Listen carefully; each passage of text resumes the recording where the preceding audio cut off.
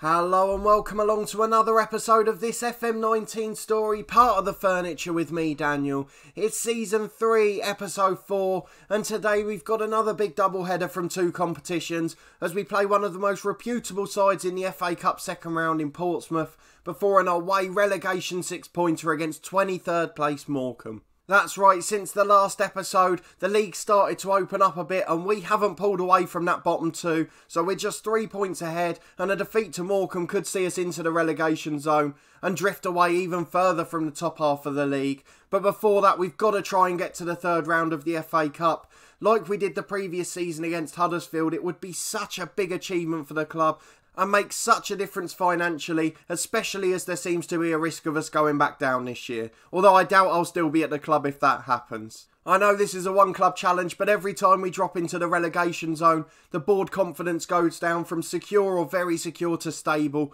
And the reason for that is we have had our board takeover. We mentioned it during the middle of the last episode. We've got a new board in place. You can see I'm very secure at the moment because we won our last game and went out of the relegation zone. But as soon as we fall to 23rd place, that drops back to 52%. And then we're just a result or two away from being in real danger. But the board have basically written off all of the things we did in the past, the back-to-back promotions and all the success we had in the FA Cup and the financial gains we made last year.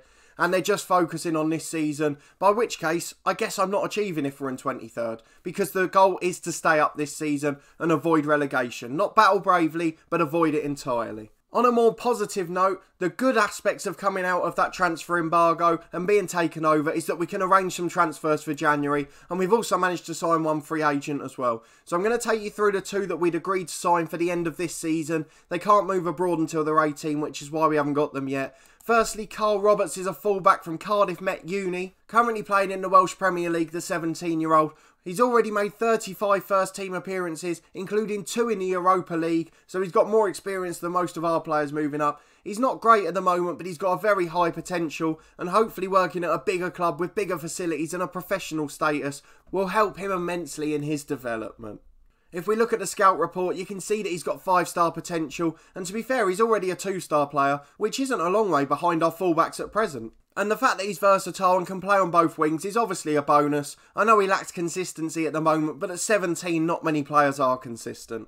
The second one is the person we mentioned in the last episode that we wanted to sign. We agreed a fee, only £7,000, which is going to be such a bargain. Owen Jack from Alloa in Scottish League 1. We'd spoken about him before. Physically, he's brilliant. He's scoring goals for Alloa. Again, at 17, he's made a lot of league appearances already, and he's just got quality all around. He's still got 5-star potential, but he's got 4.5 proper stars and only half a grade out star, and he's already 3.5-star ability, right up there with our best strikers in the club.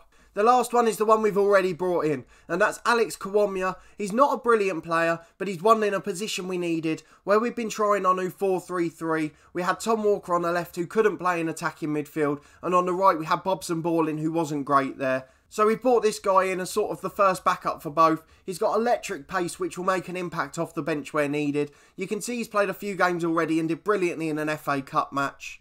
At 24, he's not got much more time to develop and reach his peak, and he's probably not going to in all honesty. But despite his technical deficiencies, his movement off the ball and his pace should be a brilliant weapon off the bench for us. He's also on a very small contract, a year and a half, 500 odd quid a week. You can't ask for much better than that in the Football League. And as you can see below with Crewe, Doncaster and teams like that, Fleetwood beforehand and Barnsley, he's made plenty of appearances in the Football League. Last thing before the FA Cup tie is the schedule. Let's see what's been going on since you were last with me. We've had quite a few games and we had a long run without a win in the league. I think it was 10 games in total, but we finally got a win in our last match against Oldham to set us into this one in decent form. So at the end of the last episode, we just lost 2-0 to Crewe, the side that I'm obviously quite familiar with from my FIFA 19 career, but they were far too good for us on the day, and we looked like we were going to get beat from minute 1. We then played at home to Rochdale and had a narrow 2-1 defeat. They're a really good side. They put us out of the Carabao Cup in August, I think they did 4-2 that time, so we did a little bit better, but still went down in the end. We went away to Salford with our new 4-5-1. McDonald playing in a holding role got a goal, as did Freeman on the right wing, who's starting to become a real star now he's settled in. But unfortunately we couldn't take advantage of having the extra man for the last 10 minutes, and as a result the match ended in a draw. As did the home game against Northampton just afterwards. A late equaliser from Matt Crooks as we went defensive just a bit too early, so I learnt my lessons from that one. We then played Macclesfield in the FA Cup. Now these are a side who are now in the Vanarama National League North, successive relegations for the club. They've essentially done the complete opposite of what we've done, and we struggled our way to a draw thanks to a penalty. It wasn't a good performance, and although we had more chances, we didn't really look like scoring much. We then played our last Checker Trade Trophy game. We did scrape through in second place. All of the top three finished on 6 points. But thankfully Ipswich could only beat Bournemouth under 23s by 1 goal, which meant we edged them out into second place. We then went away to mid-table Crawley. They beat us comfortably again 2-0. We played our 4-5-1 in that game, but it was just a bad day at the office and we ended up losing comfortably.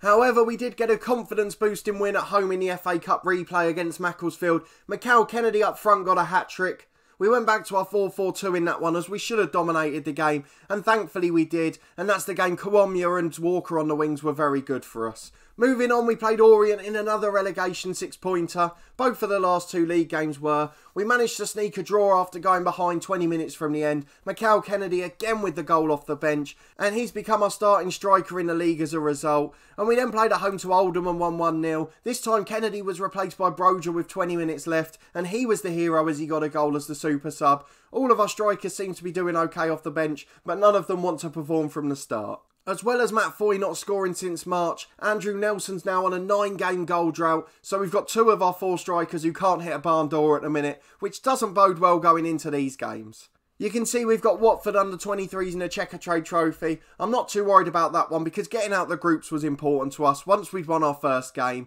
but I don't think we're going to progress much further, and we've got other priorities now, so we have to rest players for the league. But let's get into this Pompey game. We're very much the underdogs. We'll show you the team we've got to line up today. It's as strong as we can be, but there's still a few areas where we've had to swap and change.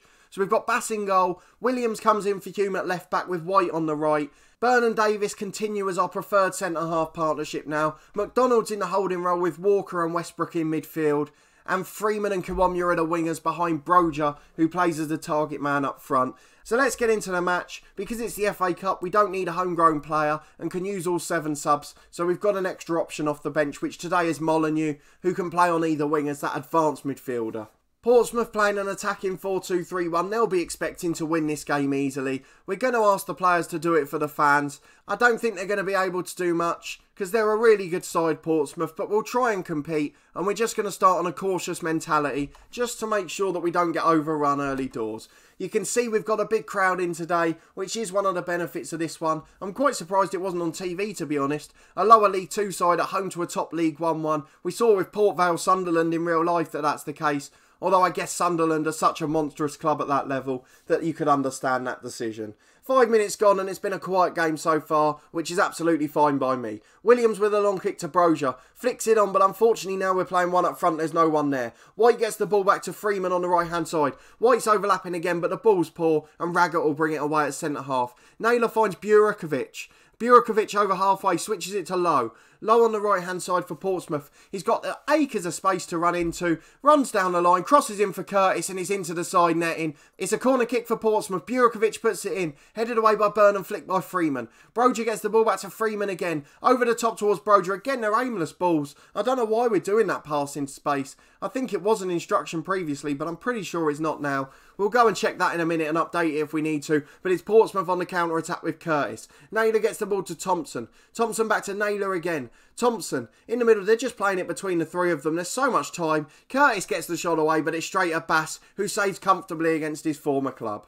We've got another chase down on the right to Freeman. We're going to have to change this now because it's just not working. We're not going to pass it into space. We're just going to continue, and we're also going to play for set pieces. We're going to waste time. We're getting overrun early on, so we want to slow it down and keep things respectable.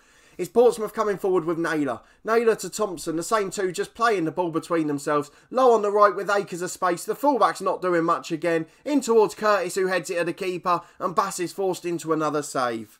Byrne with a header at centre-half to Thompson. Now Lowe's bringing it forward for them again. He's just charging at the defence and we will not close him down. Finally, we go for an awful sliding tackle and he just lays it off. Naylor on the edge of the box goes for the shot, but it's comfortably wide. And although we haven't had a shot yet in this game, Portsmouth haven't had a really clear-cut effort. It's a free kick on the edge of the box for Pompey. Curtis with a shot, but it's just wide of the post and we still survive with 25 minutes gone. We managed to get to half-time without another highlight, and that works pretty well for us, as we're the ones looking to get a replay out of this. Let's give the fans a good performance, we'll keep encouraging them, and hopefully in the second half, we'll just get that one chance to pull off a miracle, although I don't think the target man up front's working. Freeman gets the ball on the right back to Westbrook. Westbrook in the middle. We've only had 29% possession, I've just noticed. But Kawamia on the left tries to cross. It doesn't even make it into the box. It just goes backwards in the end. Walks with an attacking throw now for Portsmouth. Thompson gets the ball up to Burakovic. Into Curtis, who we've had loads of warnings to close down. But he's played it back to his fullback and now Thompson. Walks on the right as they switch the play quickly. Thompson to Pittman on the edge to Naylor. Naylor with a shot. Bass makes a good reflex save. And White clears away at the second attempt out for a throw-in. Nearly 5 minutes into the second half and it's Davis with a free kick for us to Walker. Westbrook switches it over to the right, but again it's aimless. We're not passing in space anymore, we're trying to play the feet and it's just not working at all. Lowe gets the ball on the right hand side. Crosses in, it deflects back to Pittman on the edge, goes for the shot and Bass makes a good save down to his right. I'm just seeing if there's any change I can make, because we keep giving the ball away. We've got slightly more direct passing on, but we're trying to pass it to feet still. And I don't know why we're not able to do that. So I'm going to keep it as it is for now. But in 10 minutes time, we will start to think about subs, as the midfielders in particular have had a really poor game. It's a throw-in at the right-back area for Walks. Walks finds Pittman and Walks as Portsmouth come forward again. He's got the ball on the byline. He's come back to Pittman. After a deflection into Lowe. Lowe crosses for Duncan. There's the goal. It's been a matter of time. We haven't had a shot yet. Not on target anyway. And Portsmouth lead on the hour mark. And we're going to make some substitutions. Jamal Lowe's just dominated the game. And we can't handle that level of quality. Molyneux's going to come on the left wing. We're going to switch him as a winger on attack. We're also going to take off Westbrook, who's been poor. Jack Payne with his long throw can come on for him. Walker's looking nervous in the middle. I don't know if I've got another midfielder though. That Payne one didn't go through for some reason. Let's do that again. I might save it for now and then take Walker off and go 4-4-2 towards the end. So we'll just give it 10 more minutes and then we'll gamble if we need to. It's Portsmouth with a free kick again, just over 15 minutes left. I've had enough now. We're going to go 4-4-2 and we're going to try and get the better of them in attack. Broger's going to be joined up front. We're going to take Walker off. That's the decision we've definitely made. McDonald will be the box-to-box midfielder. Walker will be replaced by Andrew Nelson. He doesn't score often, but when he does, they're great goals. And we're going to play with a pressing forward in Nelson and a target man in Broger and just see if we can pump the ball into the box. So we're going to change things up slightly. We're still going to counter-attack because we don't want to gamble too much. We can pass into space now. We've got two athletic strikers up there. And we're also going to distribute the ball quickly once we get it. We want to counter-attack with pace, even though we're sitting off them generally. We've got a goal kick, and with 15 minutes to go, we're back with our 4-4-2, chasing the game at 1-0. Curtis into Duncan, it deflects to Lowe, and I might as well not have bothered, because as soon as we go 4-4-2, we can't cope defensively, and we just leak goals galore. I'm going to have a scream at them now, because they've been absolutely awful since we've changed. And I don't know what it is. The 4-4-2 is an effective formation. It works very well. But these players, as soon as they lose confidence, like with the strikers, to go 10, 15 games without a goal is something you don't normally see at this level. You normally get 5 or 6 and then one just dribbles in from somewhere or a set piece. But it hasn't worked out on this occasion. And they just look like a completely different team. And perhaps I'm guilty of being a bit too loyal to some of them. Because particularly ones like Sokolik, who's caused trouble. As Nelson has a shot and it's a good save. The first one we forced. We haven't had a shot on target till the 77th minute. But Sokolik, we mentioned, caused trouble in the summer off the pitch. We got a few others, the likes of Bobson Balling, Matt Foy even to an extent, who have no business being at a Football League club with their ability. But I stuck with them hoping the momentum would work again, as it did in the first year. But it's just been a step too far. People like Jack Payne as well, tends to get a yellow every game now as he gets dragged out of position and can't keep up. So I do think in January we may have to invest some of that money, providing that we don't get sacked beforehand, and just give up some of the National League players and accept that we need to move on. Hopefully by then we'll have got past that awkward stage where all of the new players aren't quite settled in yet, so they'll move up the dynamics table a little bit to ensure that we still have some influential players. And let's be fair, we're not going to get rid of all of them. The likes of Kennedy have proved that they can play at this level, as have some of the others. Nelson did start the season well despite his poor run since, and people like Byrne at centre-half and Bass in goal are all good players who can play in the Football League. Molyneux heads the ball away and we're just seeing out time. We don't want to keep commentating on Portsmouth attacks, so we're just talking about Torquay off the pitch instead. Hopefully we'll get a chance in January to rejuvenate the squad. I think we can probably invest in transfers rather than going for free agents and loans this time. Just look to add a bit of real quality. We've got about 50 grand in the transfer kitty and we've got 3,000 or 4,000 on the wage bill. So if we can just bring in maybe 2 brilliant players who are top League 2 players or even maybe League 1 standard players. Although I know that'll be hard in the relegation zone. As Nelson's through and goal and forces another save from Dawson. We've had our second shot on target at a match in the 90th minute. But we're just looking for that 1 or 2 real quality players who can help us push away from the relegation zone in the second half of the season. We've got 30 seconds of stoppage time left and our FA Cup dream's over for another year. We didn't do quite as well as last season where we won away at Peterborough, who at the time were flying in League 1. But as we've seen this season, they must have dropped a long way because they've ended up in the relegation zone and getting relegated down to our league this season. Dembele on the right for Portsmouth as the final whistle goes. We didn't deserve to get anything out of the game, and to lose 2-0 is a pretty good job considering how much domination Portsmouth had. Assertively, we're going to tell them that it was just one of those days. We're trying everything to keep confidence up, and let's be honest, we're not expecting to beat a top League 1 side. The big game is the second one in this doubleheader against Morecambe, and we'll be back in a second for that one.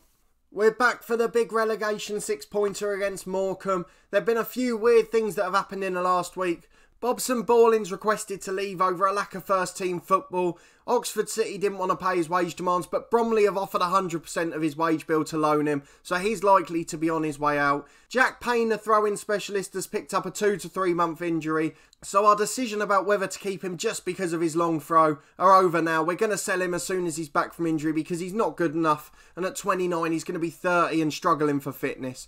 We also got offered 2 job interviews. We thought we were having a tough season, but Carlisle and Shamrock, Carlisle of the 2 are the ones that are down there with us at the bottom of League 2, and they obviously think we're the right man to get out of a scrap down here, so hopefully the Torquay board will calm down, particularly this new chairman who seems to want to put his own stamp on the club. I remember when he took over there was a little mention about him trying to get in a certain manager, so hopefully he won't be doing that in the background. But let's get into this 6-pointer. A win today takes us well clear of the relegation zone. If Salford don't win, it means we could be 5 or 6 points clear, which is a nice breather to have for the first time in a while. You can see Morecambe haven't won any of their last 5 games. We've picked up a couple of wins, one of them in the league. And although we lost our last game, it was a narrow defeat against a good Portsmouth side. Let's look at the lineup we've got today. We've gambled because Morecambe are playing their 4-4-2. We're going to do the same thing. So we've got Bass in goal. The fullbacks are White and Williams with Davis and Byrne in the middle. Walker and Freeman are the wingers. Westbrook and McDonald are the central midfielders. And Broger and Nelson combine up front. A few of the better form players this season are on the bench, but I've tried to go for my strongest possible 11 in the hope that that will pay off in this one. So let's get into the game and see if we can get a result. 2 teams playing a 4-4-2 as we mentioned. We're just going to tell the lads to prove a point. Hopefully they're motivated, which they are, and I'd love to win this game. It's such an important game for us. If we drop down level points with Morecambe, we're in trouble, but hopefully with the 2 big quality players up front, Nelson can end his goal duck and Broger can be a hero for us. Leach Smith on the right hand side for Morecambe. He goes inside to Kenyon. Kenyon in the middle again. He goes out to Mendes Gomez on the right. A lot of double-barrelled names there. 2 on the edge into Dennis. Blocked again. Dennis again for the second time. But a fantastic tackle when it's out for a throw-in. 2.5 minutes gone and we're clinging on already. 7 minutes in, White's overlapping on the right-hand side. He finds Freeman who crosses for Nelson. Down for Broger, but he's headed away. Nelson in again. He's won a penalty. Who's going to take it? It's down as Darren White. The best penalty taker at the club is Nelson, but he hasn't scored in ages. Freeman's already scored one this year, so we're going to give it to him, and fingers crossed he can put it away. We just need to get a goal and a bit of confidence on the board. So first shot of the match, Freeman puts it in the bottom corner. The keeper went the right way, but he had no chance. And we take an undeserved lead with 9 minutes gone, away at Morecambe, our relegation rivals.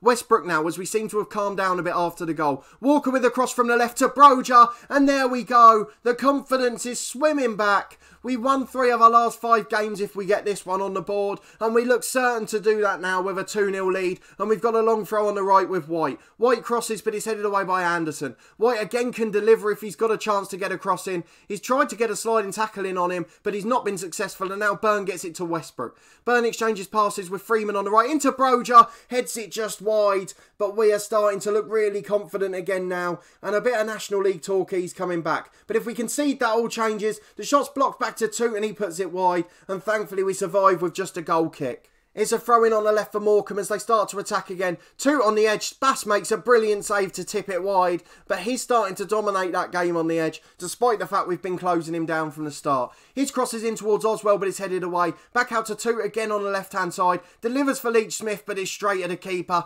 and Bass clutches it comfortably. Well, we managed to go the last 25 minutes of that half without a highlight, and I'm absolutely delighted. With a 2-0 lead, we don't need another one in this match. The most important thing is us getting 3 points and clawing away from that bottom two. We're going to tell them to keep it going, try and keep building that confidence, and fingers crossed they won't get complacent after they lead their first game in ages in the league. Westbrook gets the ball down to Broja. Broja into Nelson in behind. That would be the one cherry on the cake now if Nelson could end his goal drought. But we've got Kennedy with fresh legs on the bench if we need it. We're still getting warnings to close people down. But 5 minutes into the second half, we're still comfortably 2-0 ahead. It's Mills on the left-hand side into Toot on the edge. He's not been closed down again and we've let in the goal. It's a really poor bit of defending when we've got instructions to close him down and we've just not carried them out. But Freeman's put Broja in behind straight after. He's in 1-on-1 and it deflects out to Nelson and Nelson scores and we lead 3-1. Nelson's ended his goal drought and I think that's going to make such a difference this season because he was a star player at the start of the season. Westbrook gives the ball away midfield. He's coming off in a minute because he's been a liability. Oswell with a shot which is blocked. Walker clears it long and it's finally away and the highlight ends. And we're going to take Westbrook off now, as we said. Brad Walker's on the bench ready to come on for him. We haven't really had any poor performers towards the front. We will take Broja off shortly because he is on a yellow card. But for now, we'll just give him 5 more minutes because he's causing chaos in behind with his physicality. 15 minutes to go. We've got the ball in the middle with McDonald from a Williams header. Over the top for Nelson. Broja's in there if he can find him. He does. Oh, he's missed a sitter. How has Broja missed that? We could have wrapped it up and 4-1 would have become an emphatic victory. Salford have gone behind at Shrewsbury and we're going to make a sub. Broja after that miss will take off. Kennedy's on for him and we'll just swap Nelson into that pressing forward role. Hopefully that'll do the job. I don't know if we want to make our third sub just yet. We haven't really got too many options, so I'll leave it for stoppage time and we'll time waste from there. Mills gets the ball to Gomez. Wildig back to Kenyon, 25 yards out. Out to Conlon on the left-hand side. Tries to cut it back, but it's a good challenge. Falls back to Kenyon again, though, but deflects behind for a corner kick. And we're managing to survive, but they're starting to get a bit of attacking threat again now. They've had more shots in this game, but we've had the best chances. Toot with a corner into Kenyon, unmarked. Williams clears away and McDonald heads it further, but Stevenson gets it back out to Toot again. He's been the best player on the pitch, and we are going to scout him after this. Wildig with a shot, and Bass makes a brilliant reflex save. His rating goes into the 7s too. He's been just as good as the strikers have been. Between the 3 of them, they've won us this game so far. Walker heads the corner away to Wildig. Back out to Toot again. I'd love to make Toot a player for us the way he's played today. Anderson's got the ball as they're being forced backwards. They give it away to Nelson who plays it over the top, but Kennedy can't get there, but he has forced it all the way back to the keeper. Gomez on the right-hand side. He's coming forward for them into Oswell. He wins the header. Bass makes a quite ridiculous save to tip it onto the bar. And thankfully, as a result, it's still 3-1. And Kenyon's going to get a yellow card. We're going to make our final sub now. I don't know who it's going to be. I think we'll bring Kawamya on for Freeman, who's had a really poor game aside from scoring that penalty. But it was a crucial action for us, as we're going to drop to cautious. We're going to slow the pace down. You know the changes by now. Time wasting frequently and playing for set pieces. And fingers crossed we can hold on for this 30 seconds plus stoppage time to give ourselves that 6-point cushion from the relegation zone. Salford are still losing 1-0 and we're on course for just that.